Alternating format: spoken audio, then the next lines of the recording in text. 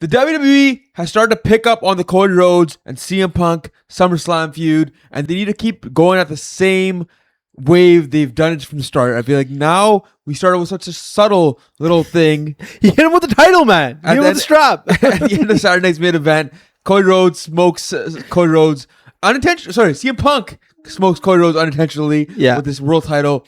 And that leads to a backstage segment where CM Punk and Cody Rhodes are kind of arguing. Cody Rhodes is a little pissed off.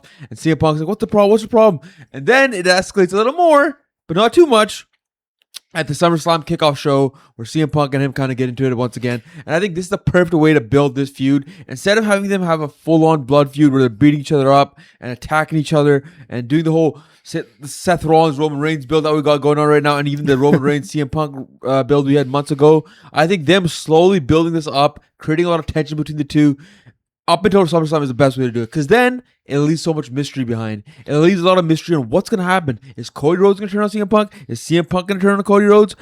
What's the result going to be at the end of the day? And I feel like you got to wait and hold on to that until SummerSlam happens. Because when you reveal it early, it kind of hurts the match at the end of the day. It does. And we kind of saw that happening with the Randy Orton and Cody Rhodes build, where, I mean, first of all, obviously TKO got involved and ruined it. But at the same time, if you hold on to Randy Orton being a babyface and then turning him heel at WrestleMania instead of doing it the other way around, because let's be honest, WWE turned Randy Orton heel because they were worried that the fans wouldn't cheer for, they were cheering for Randy and then they're going to boo Cody. And that was obviously was going to happen regardless. Yes. But if you have Randy Orton turn heel at WrestleMania, the crowd's not really changing their reaction anymore. They're just more excited. Now you actually create a proper moment instead of having this BS leading up to the pay-per-view.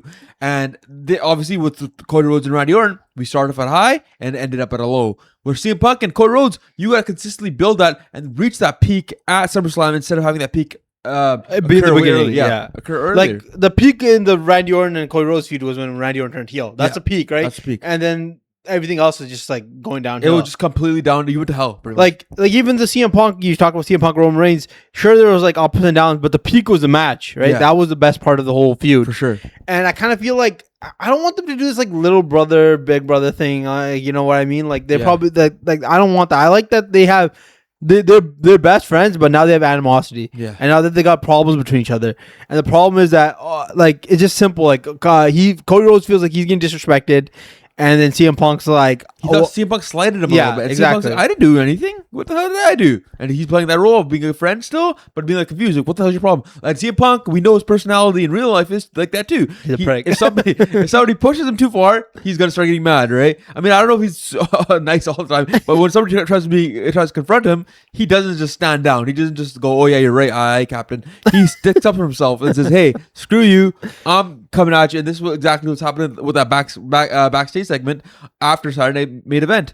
And now that's the best way to do it. Slowly build it up. Don't just let it explode on a random episode of SmackDown. People are already going to be excited about this match, right? And I don't think you need to make the feud too crazy because these two can do a great job of cutting promos back and forth. Yes. You create this little divide between them now where it's like, okay, are they going to go at it? Who's going to blow up first? And instead of having it happen on SmackDown, you have it happen at SummerSlam. And then the other thing I like is they had that press conference, and it was just a little more added. You know, CM Punk's like, "Oh, I didn't mean it that time, but this time I do mean it." And he hits Cody. Yeah. And I kind of feel like this one reminds me. Remember when Kevin Owens turned heel on Cody Rhodes, and it wasn't on TV. It was just after Bad Blood, and he just did it in the backstage. And that's what I like about this feud a little bit. Because, Roman and Seth, they shoved down our throats, right? Yeah. Like, we could compare the two main events. And the fact that every week is just them, it's going to have to be them escalating to the next point, right? Yeah. Seth Rollins attacked Roman Reigns. Right. And then he tries to attack him on Saturday night's main event. Yeah. And then now he attacks a Bloodline member. And now it's going to be like... Next Raw, it's going to be Roman Reigns has to get his lick back, or Seth Rollins has to get his lick back. And it's going to just keep building the same way like every other feud builds. I feel like that build has been a little boring too. It has. Like it's been the same old thing where they just start throwing hands and they don't really, like they try to tell a story, got kind of got boring. In the past, I feel like you had so much material to tell a story about. The problem is they're both faces now. And you can't really tell a story when two guys are faces and they're supposed to hate each other. Yes. And if Seth was a heel and Roman was a face, that would have been a story right there, right? That's what the story was last year when Seth was a heel, Roman was face. We knew why they were clashing. Yes. Now they're both faces. You can't really have them do anything other than be like, "Hey, brother, here's what's going on with me and you, brother." It's kind of that boring old story. I feel like every time Roman and Seth have had a good story together, it's when one of them is a face, the other was a heel. Yeah. The one time they did have a great story was when they're both heels. Somehow back in 2022, when it was Roman versus Seth at Royal Rumble, they kind of had a good build, like not a great build, but it was like a good back and forth, little promo battle they had, and it wasn't terrible at all. But this one is, they try to build it up for a whole month, and it doesn't really hit the same as it used to. I just feel like it's like they're running out of ideas for what to do with Seth Rollins and Roman Reigns. Yeah. Like, how many times are you going to bring up the Shield trade? You can't bring it up every single time, right? Yeah. You can't bring up the fact that they used to be, every single time, every Raw, it's going to be the same promo again.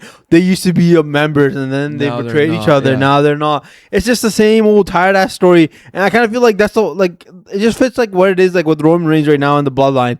They're just trying to do what worked for them in the past, and they think, oh, people are just going to love it and eat it up. And I don't think people at home are gonna like it, but people in the arena love it because it's like, obviously you get to see Roman Reigns, you Seth Rollins, that's all you want to see, right? Yeah.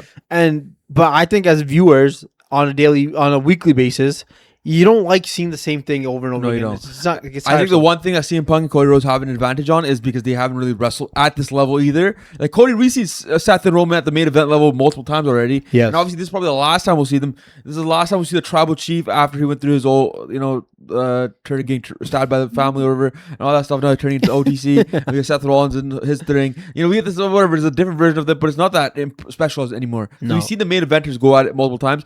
This match probably won't be as good as some of the ones they've had in the past because Seth Rollins was he was a better athlete back then, but he has a lot of injuries now, right? He's got through a lot. And I think with Cody and CM Punk, even though CM Punk's older, this match hasn't happened before. We haven't seen Cody Rhodes at this level, a main eventer, take on CM Punk at this level as a main eventer. Like, this is a clash that we want to see. And even luckily, the history of the two isn't on screen as much as it was behind the scenes, where CM Punk was helping him in the OVW days, and they told that story before. Yeah, they haven't really had to lean into it too much, and I don't think they should. They should just continue this whole we've been friends, and now we're gonna have a rift. We're fighting each other. We're trying to see who's better than the other. And the promos we've seen in the past of Cody Rhodes being like, "You wanted to do all this stuff. I did this stuff. Now you're catching up to me," and we know the rivalry is there. Yeah. They don't have to rehash it because they haven't had a match. They don't have to talk about all that because we haven't seen the final blows, all that stuff taking place. We have had these promo battles, but they really haven't led to the match. And now we're getting the match after all those promo battles we've had in the last 2 years. I'm excited for this match. I think, to be honest, it's not going to be, but I think it should be main event night 2. Yeah. I kind of feel like it's more of the fresher idea out of the two. It is. But it's not going to. It's going to be night 1, obviously. Yeah. And I just feel like when you compare it's hard not to compare the two, right? It's just like they're stuck in your face so much, in the point.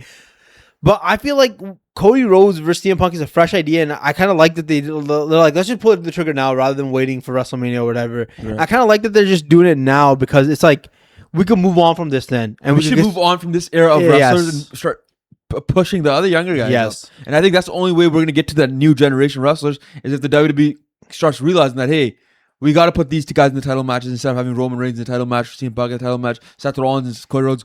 Once they realize that those guys don't need to be in the title matches anymore and we have new stars who can be in the title matches, that's when we're in a better spot. And I think SummerSlam should be a good pay-per-view all around. Yes. And I think they need to make sure that the CM Punk Cody Rhodes storyline peaks at the right time. And that is SummerSlam. I'm just going to say my prediction is Randy Orton's going to come and make it his interference. I think that's going to be the big moment and cost Cody Rhodes the title. That would be crazy. It's going to be a feud between those two. Well, that does it for this video. Let us know what you think about the build between Cody Rhodes and CM Punk in the comment section below. Like, subscribe. We'll see you in the next one.